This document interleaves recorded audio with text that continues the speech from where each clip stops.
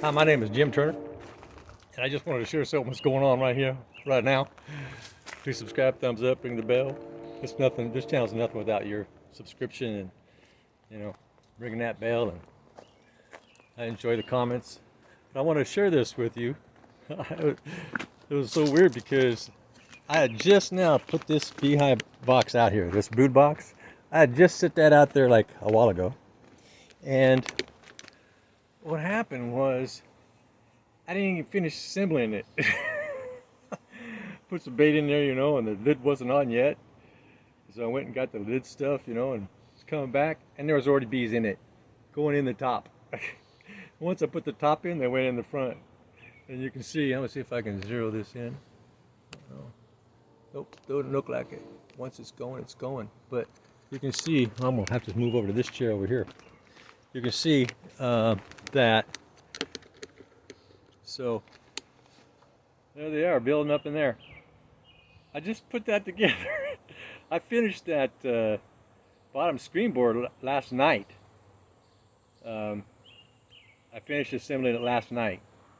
I'm glad I did, because they wouldn't have been ready today for them to go in there. And so yeah, it looks like there's more than one group fighting for that hive. Yeah, they're fighting for that one. Like, no, I'm going to take it. No, you can't have it. I've got it. And I've got one in the cherry tree in the front, about 60 yards away, that's doing the same thing. These girls over here, that's my main hive from last year. They don't care. They're just chilling. And that's the swarm I transferred last Wednesday. I transferred that from up there to there. And there's just hardly no activity up there. There was a lot of activity earlier. It was mostly my girls remembering being up there last week, and they're still flying down to there. So they're still buzzing for the last, since I transferred it, so the last 7 days, they kept buzzing that, and they'd do a boomerang back down in there, and they were buzzing back and forth between the two hives. And so I wasn't paying much attention to all the bees that were going in that one. So I went and I checked on the one about an hour ago. I went and checked on the one in my cherry tree in the front, and there was all kinds of bees in there. Oh, what? So I quickly rushed, that one together. I see what was happening in the cherry tree, because I'd rather them go in that one than the one in the cherry tree, because then I'm gonna have to transfer it back here, and then I have to keep putting an empty box up there and going back and forth because they're gonna want to keep going back up in that cherry tree. Right now, there's been so many girls that have navigated into the cherry tree up front that's their only memory. They're going to keep going back there for a long time already. They've already orientated to that box, hundreds of them. Yeah, I went up front a while ago to pick some cherries, get the last of them, kind of like The Last of Us.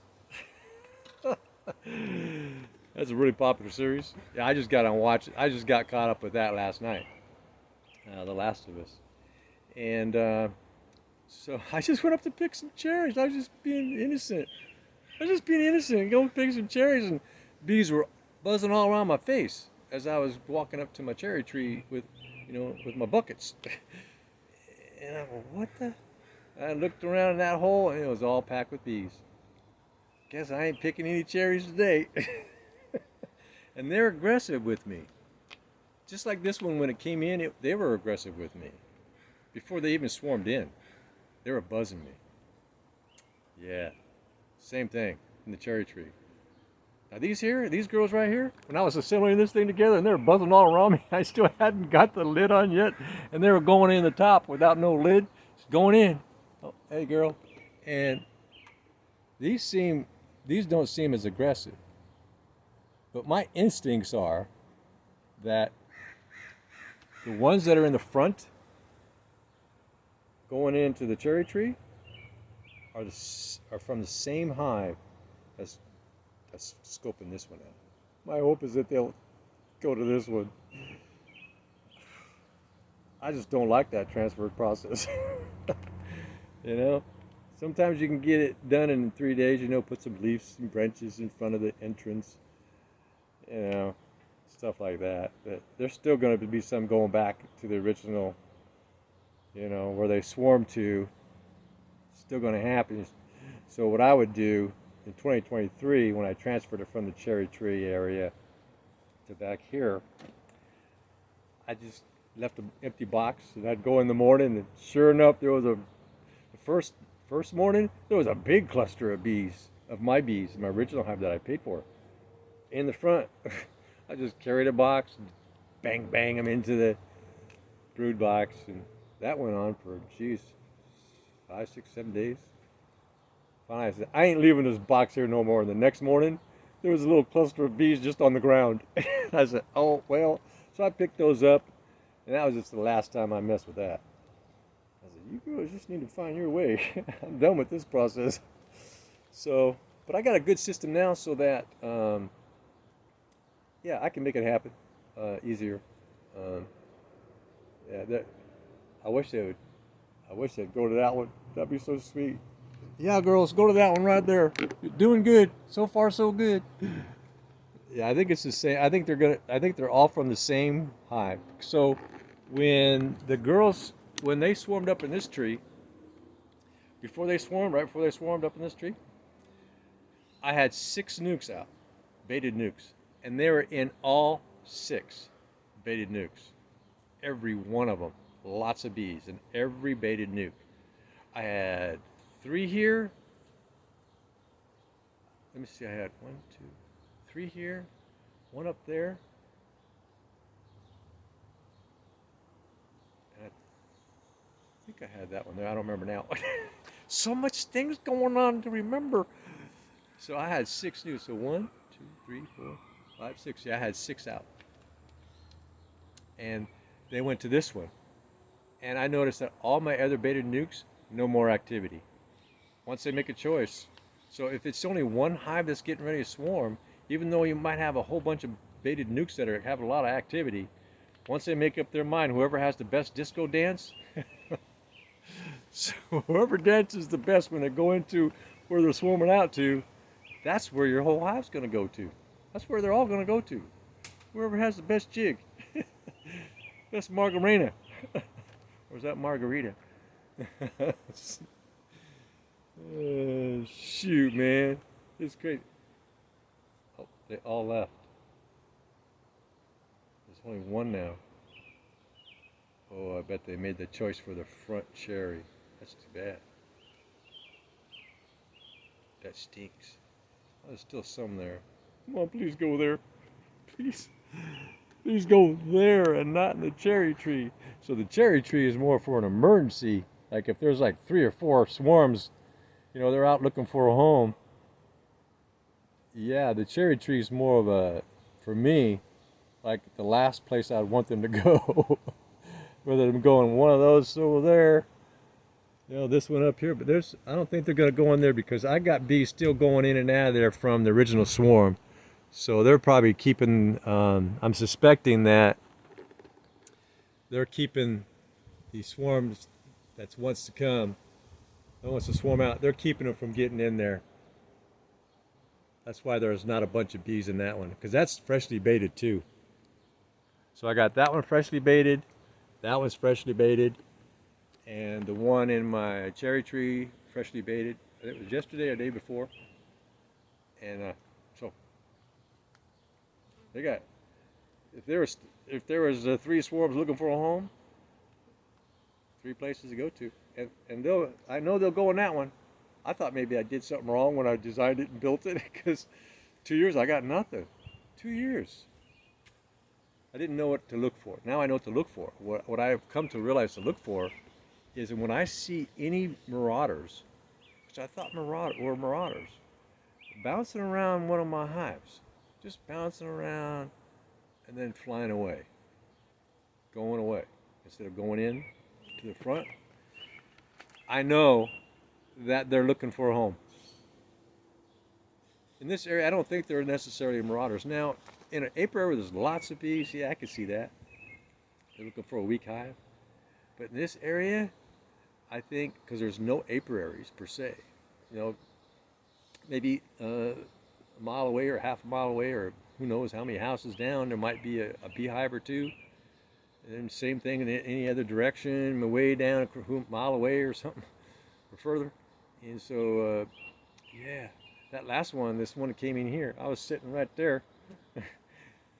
And all of a sudden, there was a bunch of bees started coming right real fast. And I heard this noise, and I seen them. And I got up. Time to go right now. Otherwise, they'd be all on me.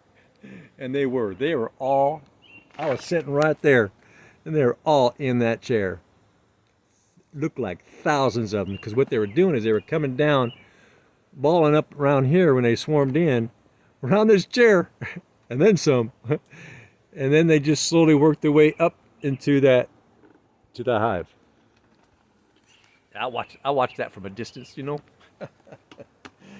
You never know, you know. It might have come from a really agitated hive, because I had just experienced 2 months of really bad infestation of gnat hive beetles, and I noticed body language in my bees. They became more aggressive. It was slow, it was gradual, but it was noticeable, and they were being a little more edgy with me, buzzing me louder. They're agitated. It's like anybody have a bad day at work. You know, come home, you kick the dog, you kick the cat, slap the cat, do the bad things. You know, come here, wife. It's whatever. Yeah, you know. And bees are the same. If they're under a constant stress, yeah, their stress pheromones fill the air, and they're just going to be more tense and more ready to sting and be aggressive. And I've noticed that since I've removed all the gnat hive beetles, 'cause I got them all. There's no more in there. Thousands. I was getting them by hand, smush. Just it was like go like this, and they're all along the bottom. I was just smashing it with my hand. I could have wrote something. I had so much black ink on my hands because they're black. I could have wrote something like a caveman. This is my bee cave, you know. Whoa. Okay. Yeah. So now that hive went quiet again. Gosh, I hope they go in there. If it's from the same hive. Oh, that'd be so sweet. Wouldn't it be sweet? Wouldn't you like that? So yeah, Jim, I would like that just for you, boy. Right? And but I'll keep you updated on this, because I think that it's just one hive somewhere. Who knows? It could be up in the trees somewhere, because I got a forest in my backyard. It's protected. It's a protected wetlands. It could be beehives up somewhere in there, natural habitat. I keep hearing this woodpecker, man. He's drilling holes all the time in these trees, you know, hauling them out for its nests, and you know, and the bees get those too full, you know, that woodpecker hole, you know, they're gonna swarm out and come here. Yeah, I got a long natural wetlands forest. Doggone trees so big, shade my yard so much, it's hard to grow some. Not enough photosynthesis, you know what I'm saying? Yeah, photosynthesis. Some things struggle. You can see my peach tree here. Over the years, those trees got so big, my tree grew at an angle to try to get to the sun, right? It's like, so now I prop it up and I put a bungee cord there. So when the wind blows hard, what it does is it automatically sucks this in further. I tried to lift it up. Thought, you know what? I don't want to risk tearing something in my shoulders, you know? So I thought, So what I came up with is I engineered an automatic tensioner, adjuster, because we get some heavy winds here now and then. So I watched it when I put that up. That's why I put it up that day, because there was a lot of wind blowing this tree all over, and I still had my swarm hive up there. I was thinking, man, if that breaks, there goes that hive, right? And so I installed a self-adjusting 2x4. So when that wind would blow that tree That because it was blowing that way, and I watched that 2x4 tuck itself in. So as it maybe sinks into the ground over time, and that tree gets blown around a little bit, it'll just keep tucking itself in, keeping that trunk tight. You know. I know, right? Who thinks like that? Well, we all do. It's problem solving, and so yeah, cool, right? Oh, please go in that hive. That'd be so sweet of you girls. Oh, my girls are all must be. It must be 4 o'clock. Oh, it's 5 o'clock because my girls are going into navigational flight right now. There they go, starting to build. They're coming outside. Yep, coming outside. Getting ready to do their daily duty. First time ever seeing the sun. Here comes the sun, doo doo doo. Here comes the sun, I see. There they go, starting to go. Another day in my bee cave. Yeah, going up, come back down, going up, come back down until they feel comfortable. Then they'll go get some nectar and some pollen. Well, I'm going to share one thing with you. Now, I didn't know this. I guess I never paid attention or something, but I always thought they carried the nectar and the pollen in their legs, both. I just thought they did. Didn't even think about thinking about it. Oh, that's where they carry their food. No, they don't. They carry the pollen in their legs, and they carry the nectar in their little sacs behind their mandibles. I never heard any beekeeper talk about that. I never heard, and I've watched hundreds and hundreds, if not thousands of hours, professional beekeepers talking and stuff. Not once do I recall anybody saying that they carry their nectar not in their legs, but in their nectar sacs. I didn't even know they had nectar sacs. Did you? Another carry-on bag. That's just another carry-on bag. They got 1, 2, I think it's 1 sack, 3. Then they got the flanges on the side, underneath the side of their abdomen. They got 4 on each side. They use that to store pre-made honeycomb. They can build that up before they swarm out. So they got 4 on each side, so that's 8, 9, 10. They got 11 places to store resources. That's a lot of carry-on bags, isn't it? So when they swarm out and they're getting resources and they're building those flanges up with wax, getting them ready to swarm, they're all ready to go to build comb in that next place they swarm into. And they start building comb immediately for her to start laying eggs. Because the original queen is the one that's going to swarm out, atypically. And so when she gets to her new place, she wants a place to lay her babies. So they're gonna build her comb out within hours. She's gonna say, "Come on, you guys ain't going fast enough. Come on, let's go. Snap to it, boys and girls. Just girls. The boys, they only got one thing on their mind. Gotta find a woman. Gotta find a woman. Kind of like one of my brothers. Gotta find a woman. Gotta find a woman now." And so that's getting bigger. Yeah, every single day that girl is in there laying up a storm. So they've almost got that last frame on my main hive right there. There's only one left. I checked it last night, did a nighttime pull, and there's only one frame left that they're done building. And a week ago they were also working on that and some other ones, but not so much as the other ones, as that one that they're still finishing. And a week ago, that one frame that they're still working on, man, they left a pile of residue that high. When I pulled my observational panel out, all that stuff, because my gap is only 3/4, I watched all that stuff go in there, so I had to design this brush.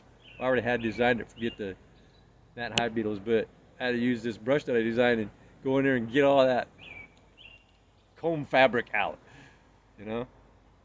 And so, yeah, I don't think they're going in this one. Doggone it.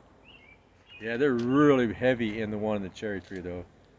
Now, when I first put this one down, they were heavy in this one. They were starting to build up before I got the lid on. But not so much now.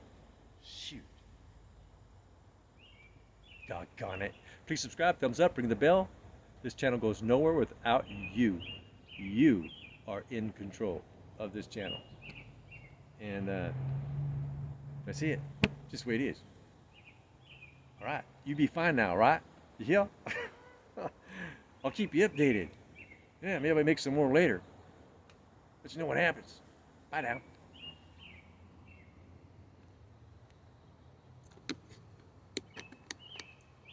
Still thinking about it, but I think they've already swarmed in the front. I'm going to take a look.